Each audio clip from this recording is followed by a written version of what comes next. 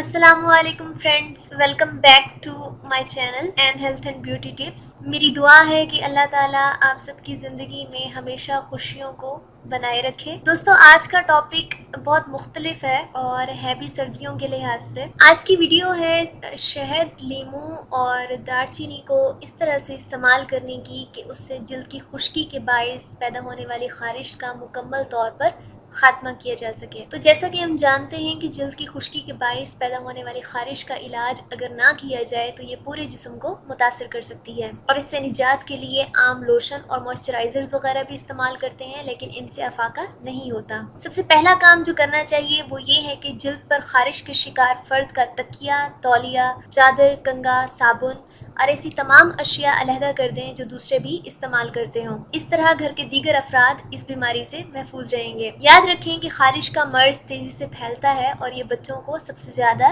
लाहक हो सकता है, क्योंकि उनकी जल्द हसास होती है और ख़ारिश इन्हें भी तकलीफ़ में मुब्तला कर सकती है। लेकिन फ्रेंड्स, आज जो मैं नुस्खा आप सबको बताने जा रही हूँ वो है सर्दियों में खुश्क जल्द की खुश्की और ख़ारिश को आप आसानी से दूर कैसे कर सकते हैं। इसके लिए चाहिए 1 खाने का चम्मच दालचीनी पाउडर, 1 खाने का चम्मच लीमू का रस और 1 खाने का चम्मच कुदरती शहद। और मैं बताती चलूँ कि अगर आपकी स्किन सेंसिटिव है तो आप शहद ज़्यादा भी इस्तेमाल कर सकते हैं। बनाने का तरीका है कि तमाम अज्जा को एक बाउल में मिक्स करके मिक्सचर बना लें और जिल्द को साबुन से अच्छी तरीके से धोकर ये पेस्ट इस पर लगा लें। और अगर जलन हो या चुभन महसूस हो तो परेशान होने की बात नहीं है, क्योंकि ये इस बात की निशानी है कि पेस्ट ने अपना काम करना शुरू कर दिया है। चंद दिन तक ये टोटका जारी रखें और इसके नताइज आपको हैरान कर देंगे, इतने फ़ायदेमंद है कि शहद का इस्तेमाल हमारी स्किन को मॉइस्चराइज करता है, नमी देता है, एंटीऑक्सीडेंट प्रॉपर्टीज़ होती हैं इसमें जो खुश्की होगी उसे ख़त्म करेगा। और इसके अलावा अगर खुदा ना खास्ता कोई बैक्टीरियल इन्फेक्शन है जिसकी वजह से